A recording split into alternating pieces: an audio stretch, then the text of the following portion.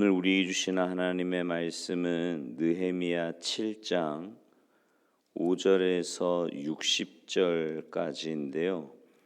5절부터 7절까지 읽고요. 57절부터 60절까지 읽겠습니다. 나머지 본문은 오늘 집에 가셔서 꼭 읽어보시면 좋을 것 같아요. 먼저 5절부터 7절까지 함께 읽겠습니다. 시작.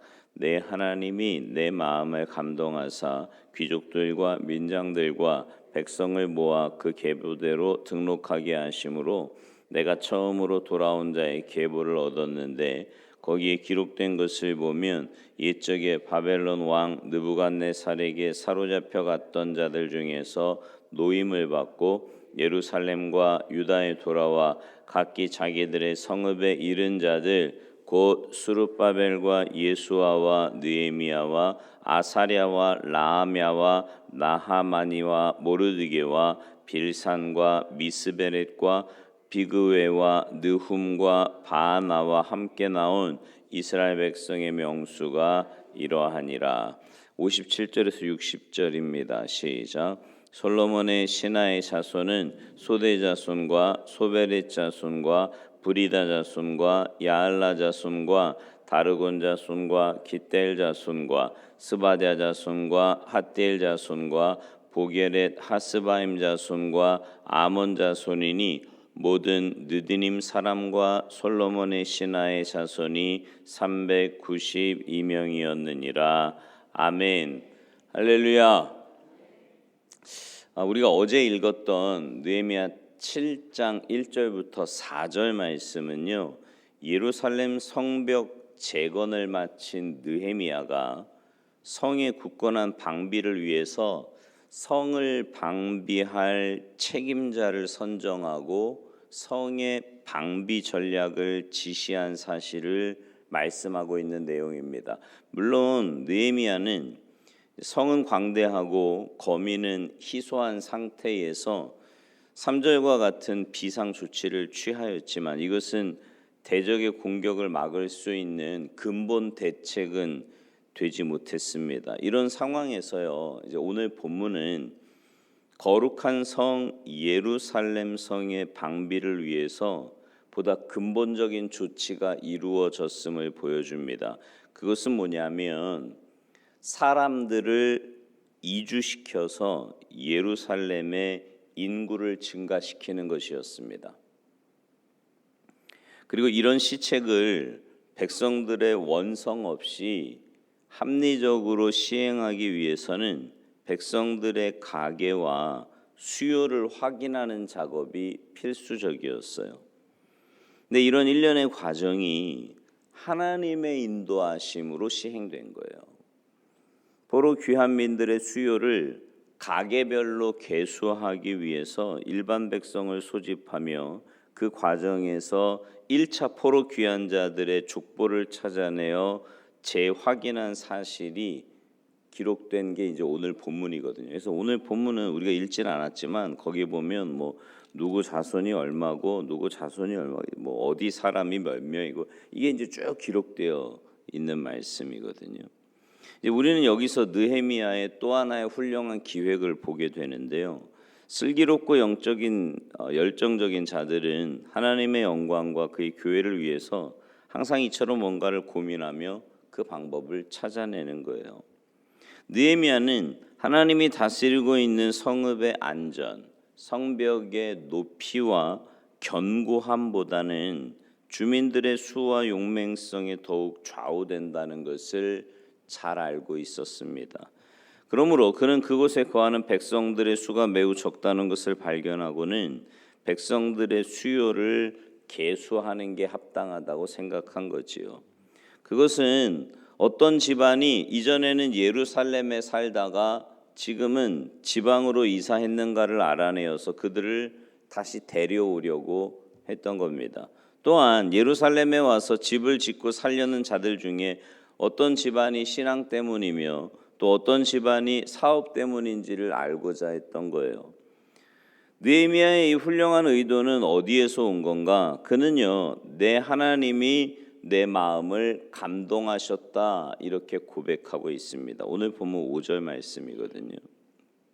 5절 시작이 그렇잖아요. 내 하나님이 내 마음을 감동하사 이렇게 말씀해요.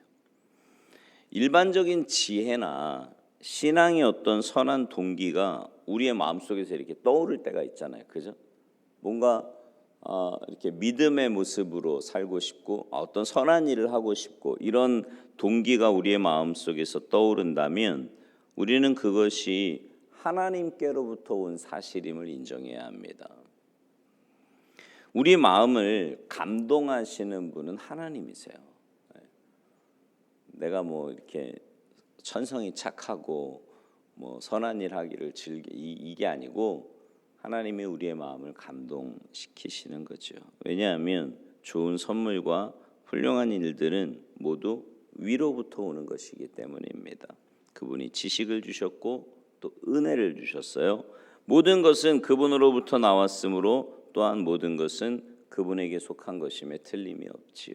그러므로 여러분, 인간의 지혜로 된 일도 무엇이나 하나님의 섭리의 인도로 이루어졌다는 것을 인정해야만 합니다. 여기 감동하다라고 하는 원어가요, 나탄이라고 하는 동사인데 이 말은요, 문맥에 따라서 매우 다양한 의미를 지니는 동사 가운데 하나입니다. 그러니까 무슨 말이냐면 오늘 본문에서와 같이 뒤에 마음을 뜻하는 명사 레브가 따라오면 감동시키다, 감화하다 이런 의미를 갖게 되는 거예요. 그러니까 내 하나님께서 나에게 결심을 굳히도록 고무시키셨다 이런 뜻입니다.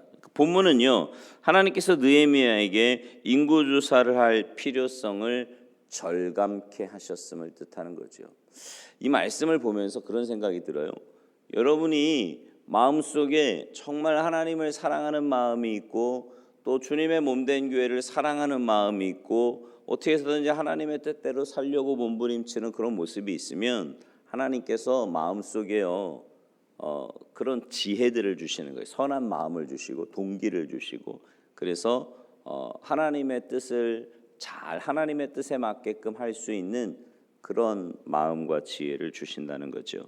느헤미야는 인간적인 측면에서 매우 탁월하고 현명한 지도자였음에도 불구하고 하나님의 백성을 다스리는 일에 있어서는 자신의 지혜나 판단에 따르지 않고 전적으로 하나님의 감동하심과 지시하심에 따랐다는 겁니다. 이것이 바로 그가 포로귀한 이스라엘 공동체를 하나님의 선민으로 바로 세울 수 있었던 원동력이었던 겁니다.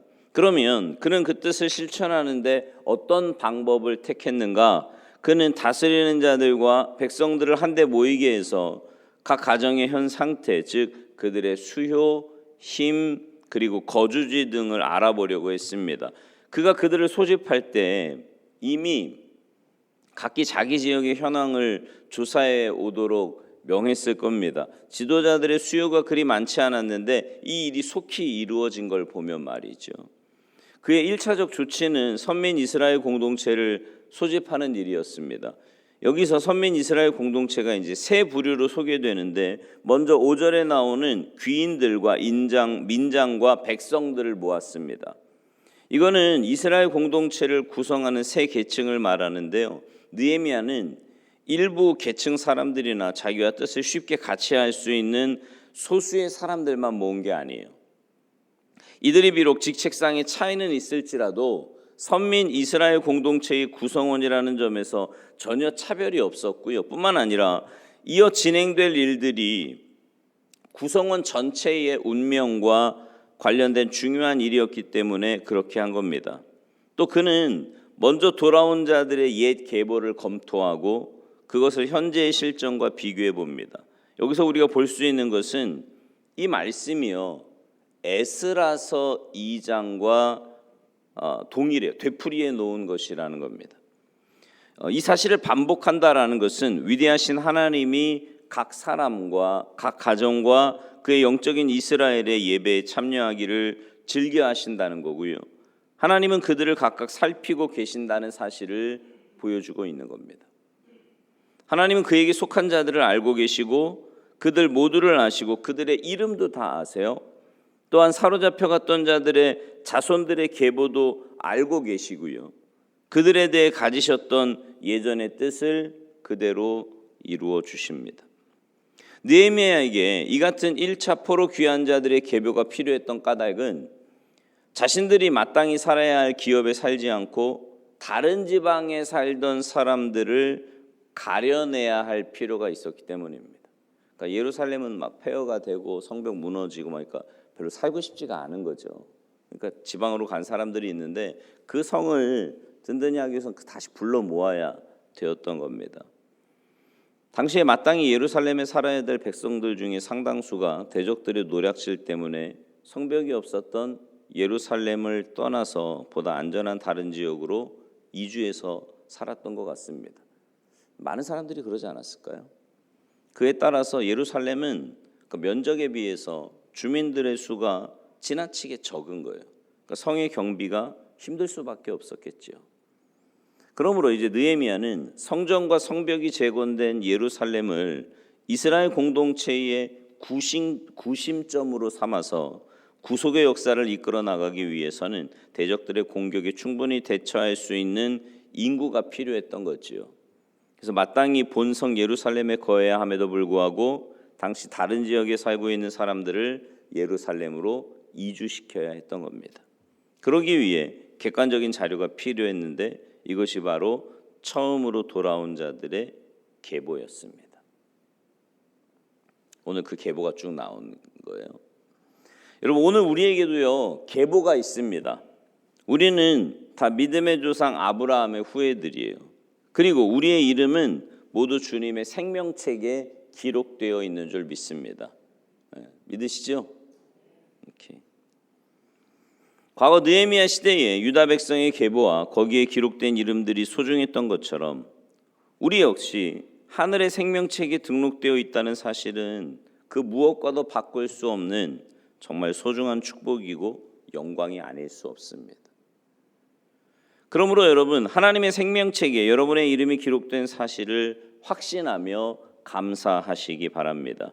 또한 하나님은 내가 마땅히 있어야 할 자리, 하나님이 허락하신 곳에서 늘 믿음의 순수성을 지키며 살아가기를 바라십니다. 마치 이스라엘 백성들이 처음 가나안에 돌아왔을 때 지파별로 제비를 뽑아 땅을 분배받았던 것처럼 그렇게 고유한 자신의 유업을 지키며 살아가기를 원하신다라는 거죠. 바라기는 여러분 모두가 하나님의 유업을 얻은 자로서 하나님의 생명책에 그 이름이 기록된 자들로서 하나님이 허락하신 자리에서 더욱 책임적으로 또 믿음으로 살아가는 여러분 모두가 되시기를 바랍니다.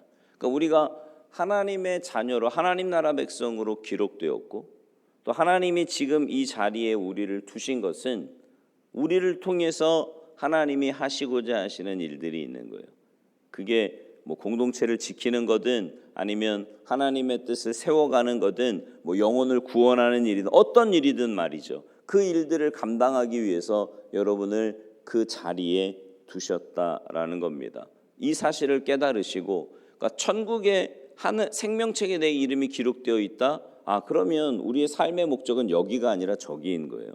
그리고 내 삶은 내가 주인이 아니고 하나님이 주인이 되셔서 하나님의 뜻대로 살아가는 게 우리의 삶의 모습이라는 거죠. 그러니 생명책에 이름이 기록된 자답게 또 하나님이 두신 그 자리에서 믿음으로 행하여서 하나님이 하시고자 하시는 그 귀하고 놀라운 일들을 여러분의 그런 믿음의 삶을 통해 잘 감당하시는 복된 인생들이 모두 되시기를 주님의 이름으로 축원합니다. 기도하시겠습니다. 하나님 감사합니다. 우리에게 생명을 허락하여 주셔서 그 주님의 생명책에 우리의 이름을 기록하여 주시고 하나님 나라 백성으로 주님의 자녀로 이 땅에 남겨두시고 또 우리가 있는 그 자리에서 믿음의 공동체를 섬기며 또 우리가 속한 가정과 여러 곳에서 빛과 소금의 역할을 감당하며 하나님 살아계심을 증거하며 살게 하시니 진심으로 감사를 드립니다. 삶의 분명한 목적을 깨닫고 내가 있는 그 자리에서 하나님이 주시는 지혜와 마음으로 또 그 감동으로 최선을 다해 살아가는 우리의 삶이 되게 하시고, 그런 우리의 삶을 통해 날마다 하나님의 이름이 높아지며 하나님께만 온전히 영광 돌리며 살아가는 복된 인생들 다 되도록 은혜 내려 주시옵소서. 오늘 한날의 삶도 주님과 동행하며 믿음으로 살아가는 복된 한날의 삶이 되기를 간절히 바라옵고 원하오며, 특별히 이렇게 새벽에 주님 앞에 나와 간절한 마음으로 기도하는 저들의 기도에 주님께서 응답하시고 역사하여 주시옵소서. 감사드리며 예수님의 이름으로 축복하며 기도하옵나이다. 아멘.